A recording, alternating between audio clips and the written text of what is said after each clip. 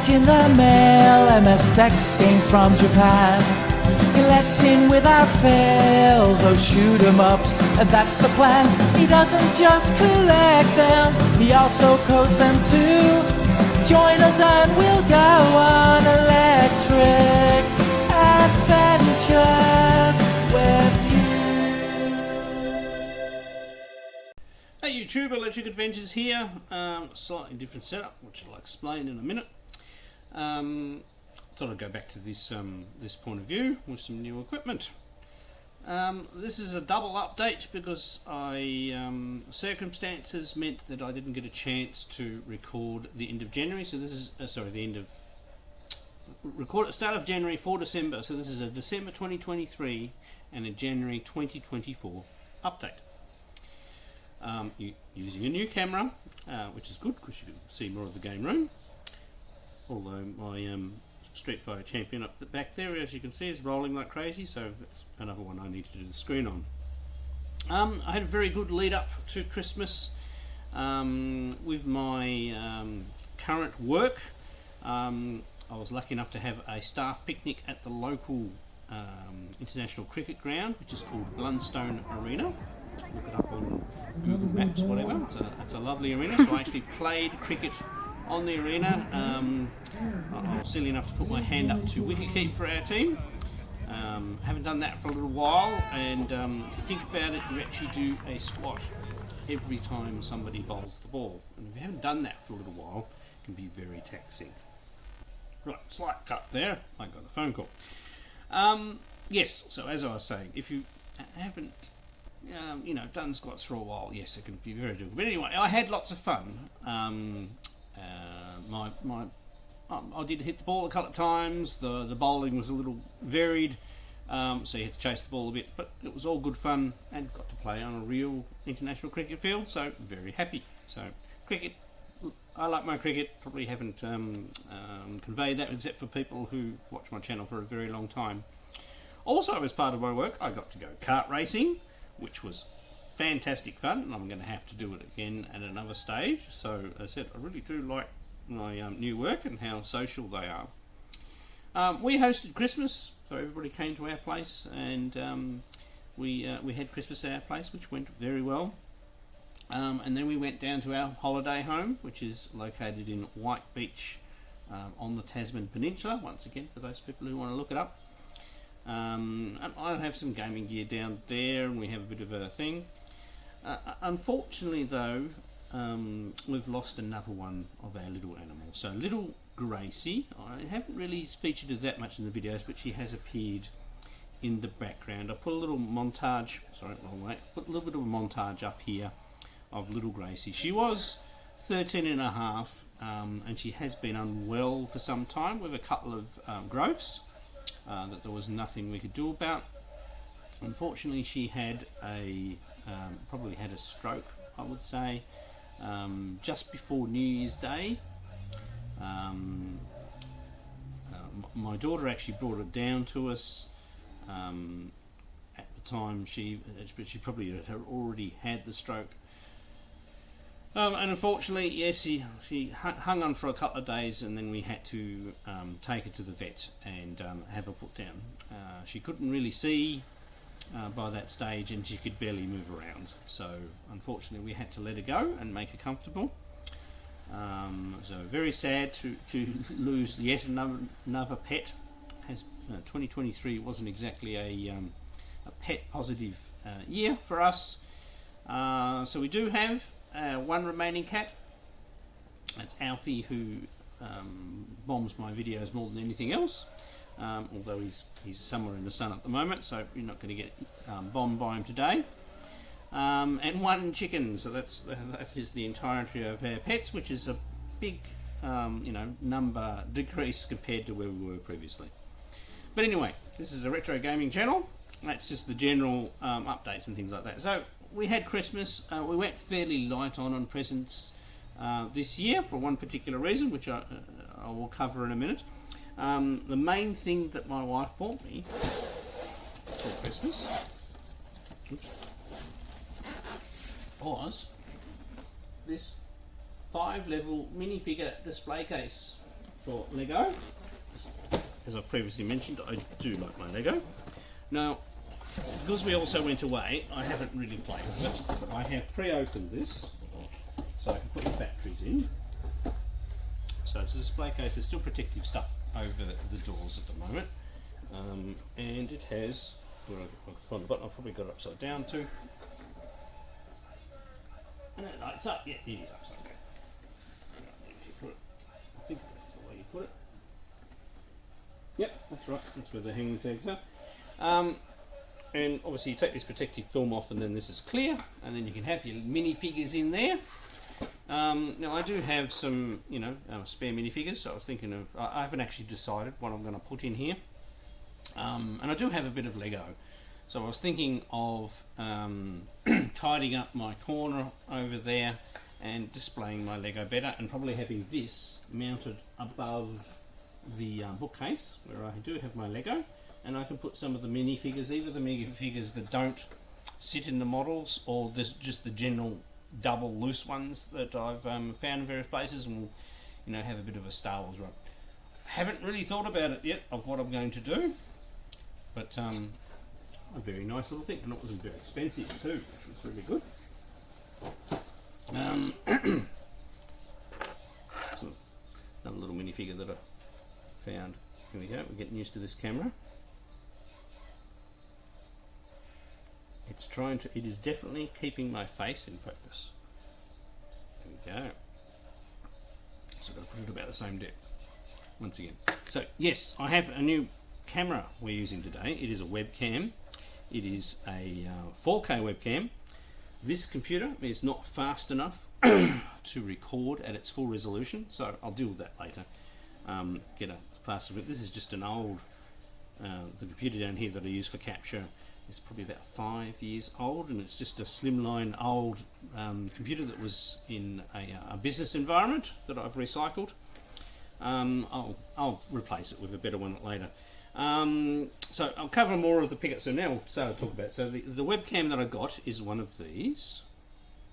Once again, I'm going to have to work it out with showing stuff with this camera. I do need to replace my main standing camera, which is the main problem. It doesn't seem to be autofocusing properly anymore, and it's not high enough resolution. So, if you start capturing all the other stuff at a higher resolution, and then you've got the in-person video not at the same quality, it's definitely noticeable. Also, I've noticed with my capture, well, for quite some time, when I do the picture-in-picture live capture, there's always some lag. And these can get quite expensive. I found one of these on eBay on an auction, and I got it for I think $120, which is very cheap. And it is a 4K 60 Pro Elgato, and it goes in as a PCI thing. This can capture at 60 frames a second, absolutely solid, with no lag to the audio and the video. Even with this clunky old PC, it seems to be working.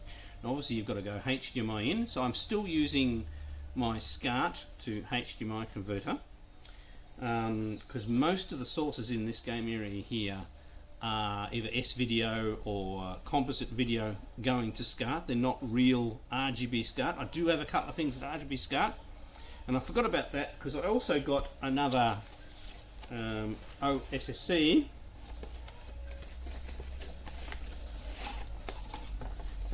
open scan line converter,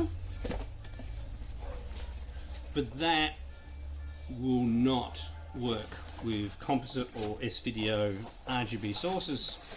I forgot all about that, so without rewiring the whole side and splitting it up into those sources, I'm going to have a think about that. I might have to split how I've got everything thinking. I've only got one main SCART switch over here, and I've got a whole lot of composite source switches, so yeah, I will work it out. Maybe I can use the OSSC. It's not hard to swap over, so I could always swap over when I'm doing those things, and that would give much better quality, and I could even add things like scan lines and things like that. But already, and I've only done just a bit of a play capture, so after after I record this video, I'll be recording some more gameplays, probably of some Atari 8-bit titles, just to test the setup out. Yeah. So anyway, so other bits. So that's all the new gear. So the OSSC is going to have to be a wait and see. So other Christmas things. So I bought this in the Boxing Day sales. It's actually quite a nice collection of Star Wars games. You can play them on Switch. Of course, I have most of these games on the older systems, except for. Yeah, see, this camera is not going to work for putting stuff up because it is totally concentrating on trying to find my face. So you've got to hold the things right back here. There we go. So I can't hold it up closer for you guys. We'll work out the ins and outs, but it's got some quite good games on there. And the Knights of the Old Republic I haven't actually played, so I've started playing Jedi Academy again. That is quite old and clunky, and it really does show. So they haven't upgraded the games or anything like that. They're just presented as they were back in the day, bugs and all. So, but anyway, I've actually had a bit of fun playing that on my holidays. I bought my wife, so I haven't actually played this. This is Hogwarts Legacy on the Switch. She actually started playing it, and she hasn't played the Switch for a little while. Got stuck, and then said, "Well, what? You haven't actually played Zelda?" So she's gone back and she's actually played a fair bit of Zelda, and she took that with us on our holiday, which I'll describe in a minute. And one more thing, I got this very nice, and I don't know how many copies of these particular books I have, but this is the first 3 Foundation series from Isaac Asimov. Books I read every couple of years, and this is a very nice combined thing. As you can see, I'm almost at the end of it. I started reading it, I read some other books first, started reading it and didn't quite get finished before I went away. Now, one more pickup, and I will do a dedicated video on this because I'm going to repair it, but I just thought I'd mention it because it'll probably be a little while before I get onto it. Sorry, it is heavy. Don't break my nice look. So, not it's going to be easy to hold up, but it is none other than a Macintosh SE. I haven't cleaned it up or anything like that. It actually turns on and comes up with a boot error, which is usually a fault on the motherboard. But actually the screen comes up, the screen is nice and solid and stable, and no cracks in the case, it's just dirty. This particular model has through-hole capacitors in it, and more than likely is a capacitor leak. So when I get a chance, I'm going to strip this down, clean the circuit board, and we'll replace some caps on it and see if we can get it working. And that's pretty cool because I don't have a lot of Macintoshes in my physical collection of machines, even though I used them back in the day. It's one of those machines, it's like PCs. Like, I haven't kept all the old PCs I used to use, and I used to be a PC gamer. I did the same thing with the Macs. I let them go, gave them away, or threw them away. I do have a fairly substantial computer collection as well as console collection, so I still do like collecting older machines. And it just popped up from my mate Aaron. He actually bought a lot of them, and he said, "Did I want this one?" So, yep, grab it and make a little bit of a project. So put that down. Is it? Not right. But it does boot and work. I don't know if the hard drive works yet because we haven't got that far, but I can always replace the hard drive with an SD based solution. So that's all the pickups. Before Christmas I also repaired the Quicks cocktail cabinet, and it's gone. So that was to the same person who had the Arkanoid stand-up. It does occasionally, and the Scramble cockpit back here, which has the same chassis and very similar tube, although the tube on this one is much brighter. I'm very pleased with the Scramble cocktail. It's come up very nicely. I've still got a little bit of work to do to clean the glass up so you can see the you know, the ad art, and probably get better printed copies of those. But that machine's just about finished. They both have a similar problem on the it's the vertical hold. It's the actual vertical hold pot. They are old and they are sticky. If the machine is off for a while, the grease cools down in them, and you basically have to tap the blinking pot, and then it's fine. You don't actually have to adjust it.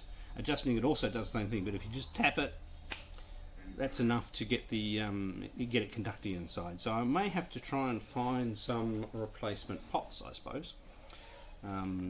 I do have a mound of old chassis that I haven't gone through and sorted out, so I might be able to find some completely dead ones and do a bit of harvesting of parts.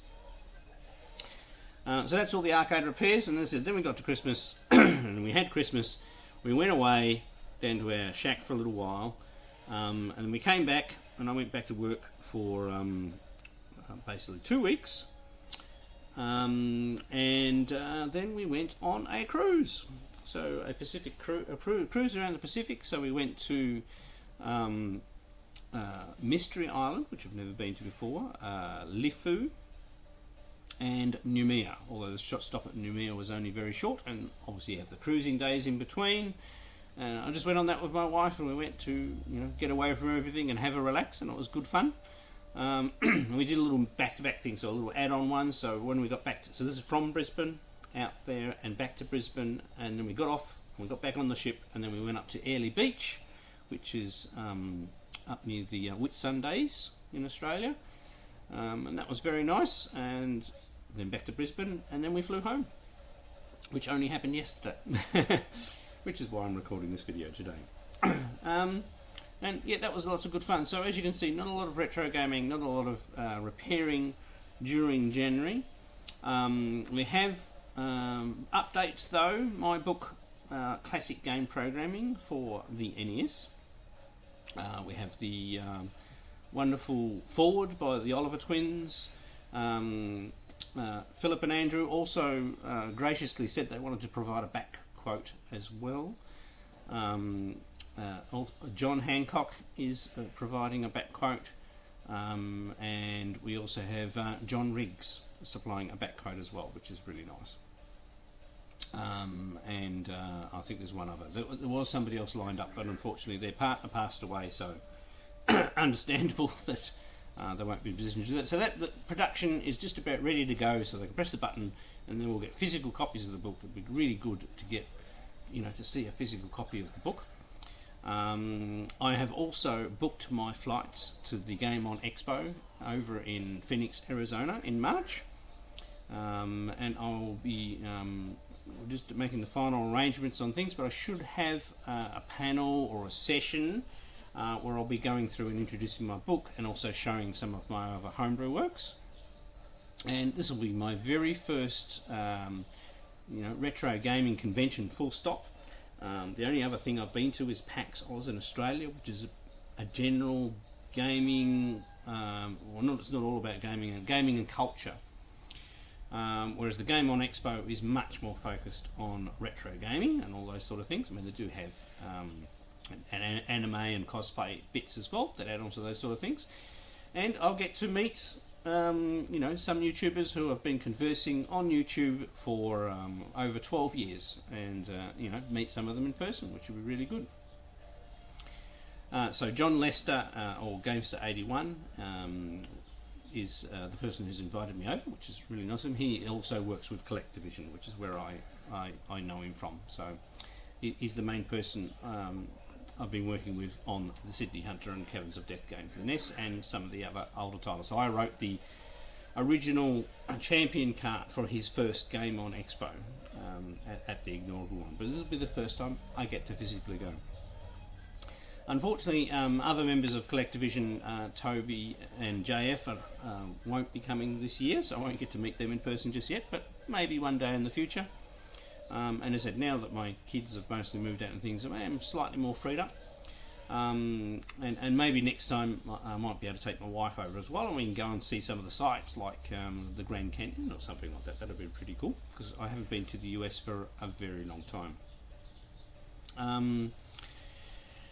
Right, so a lot of rambling there, and a lot of bits and pieces. So hopefully we'll be back to more normal. So as I said, I've been trying to upgrade my equipment. My daughter lent me her school's 4K camera.